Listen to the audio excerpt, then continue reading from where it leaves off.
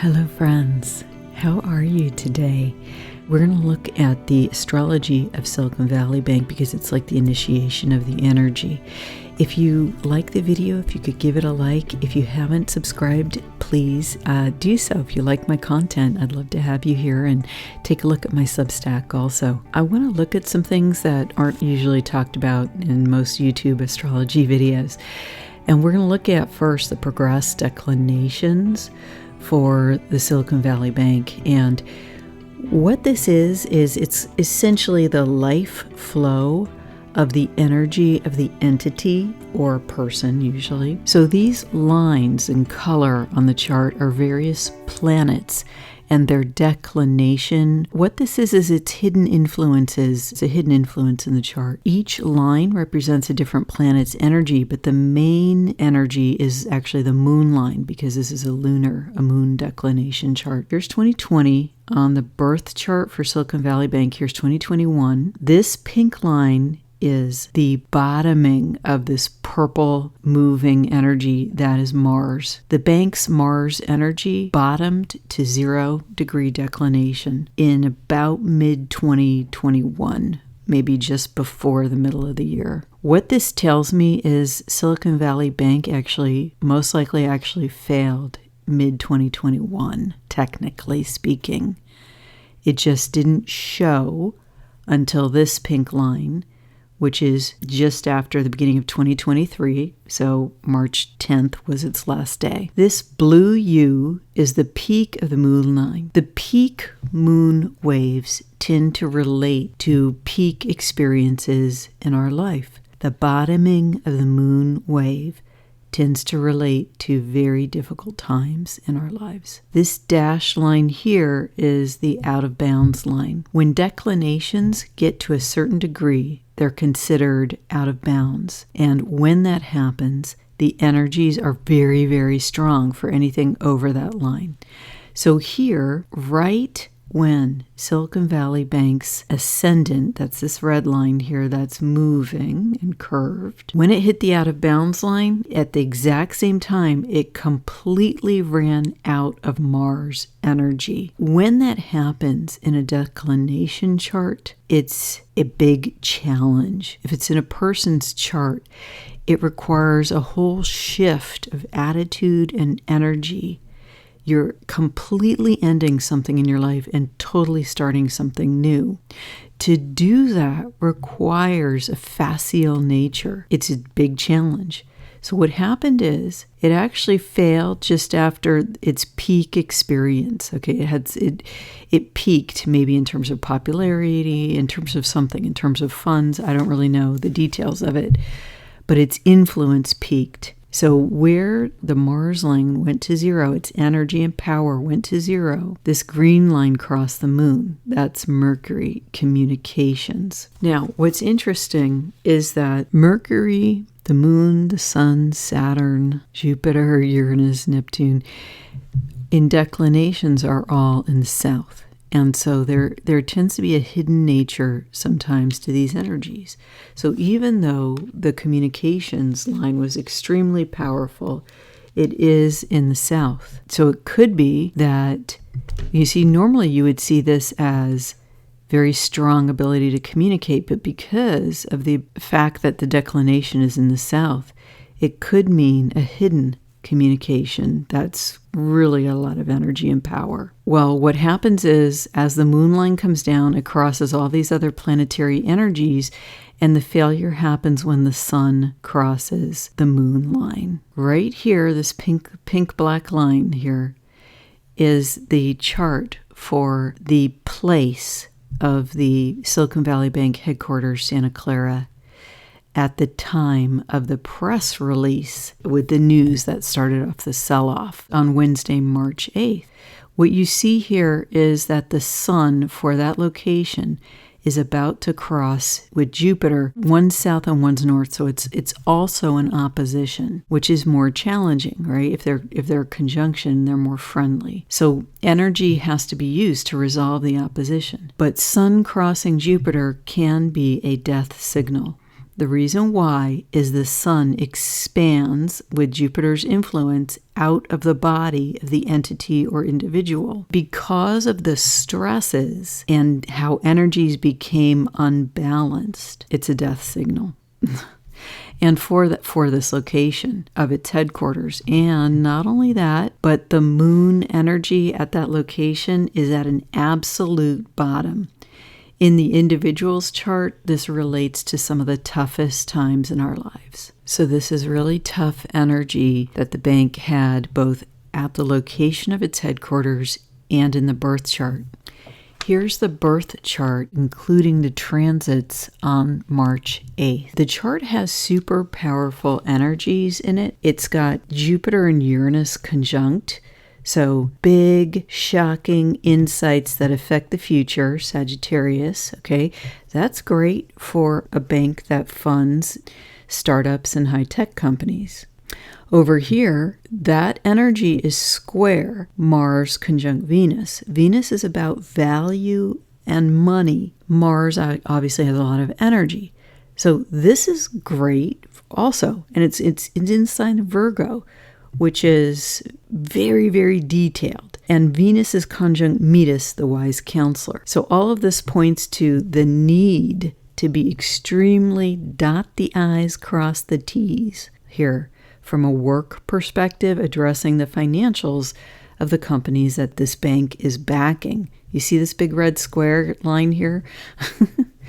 That's tension. So that means that it requires consistent focus. You have Pluto conjunct the Sun, which is a very interesting place. Pluto is a power player. The Sun conjunct Pluto, that's intense, man. It's ethically neutral. Pluto's the lord of the underworld. So there's often a struggle there between the highs and the lows of the Pluto energy. It can delve into the depths of darkness, but it can also elevate the soul. It's in the sign of Libra, so that gives you more of a potential for balance. But Pluto's at 29, the most powerful expression within a sign. Saturn, exact square the energy of Lucifer. That is represented by an asteroid. I put this on a chart because it's relevant to the failure. This is an interesting energy. Saturn is in Scorpio. It implies there's aspects of the bank's structure that are hidden. Fascinating that it's square Lucifer when that's the case. Lucifer is opposing victory in the chart. That's an interesting placement. Transit-wise, Varuna, the god of justice, has been now combined with Lilith. Lilith and Varuna oppose Lucifer. What that means is that Lilith is very independent. She's the dark queen, the strength of women that's been hidden. She operates very easily in the non-physical. She's filled with rage, and she's all about getting justice when she's combined with a Varuna. So there's something about what is going on for this bank that relates to individual justice for individual people. It's really interesting, isn't it? Look at where Lucifer is the day the bank stock crashes. It's applying to Saturn. That's where the energies were for the day. It merges with Saturn energy in Pisces, the water, Saturn's structure, and Lucifer, it's about betrayal. Pallas Athena in Capricorn is opposing destiny in Cancer. When she is opposing destiny, what this means is that one needs to pursue one's destiny with the highest integrity, because Pallas Athena brooks no interference. She is the one who gives humans the ability to slay monsters. If we're in relationship with her but shift to the dark side, she acts to defeat those energies. And during the transit meaning the current energies, Pallas Athena, see the green over here? Squared all these energies in an exact square on Vesta. And what that means is that she was square the energies of sacredness. Like, what's the sacredness in this concept? Okay, where's the spirituality? She was square Jupiter. Okay, Jupiter's the bigness and the ability to have energy to pioneer and move forward in Aries. Chiron is the woundings. She's square that. The woundings are what sometimes affect us in a way that causes us to go off track. She squared Venus. All these planets have passed over the 12-degree mark, her exact square. Looks to me like Pallas Athena found the bank wanting, and she destroys monsters. Pluto here was conjunct Hygeia. Pluto is about life or death, and when one meets Pluto, one either finds one's soul and thrives or is burned to dust.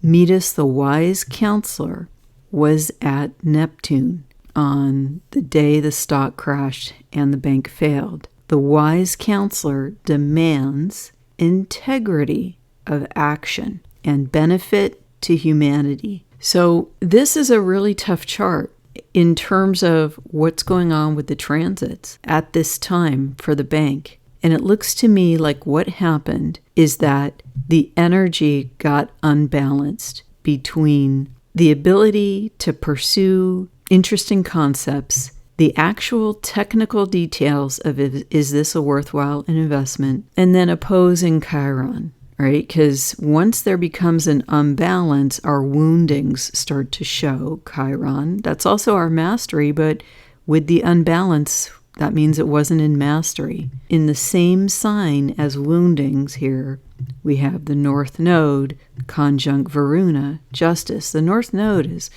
the voraciousness, voracious. So here's the problem. If the bank gets unbalanced, the desire for justice can kind of get off the hook, especially with Uranus transit, meaning where it is in the sky now. Uranus was in the shadow of both the North Node and Varuna. So although everything else here is set up very interestingly to promote investing in new, small, innovative companies, there was a desire for justice inherent in the chart.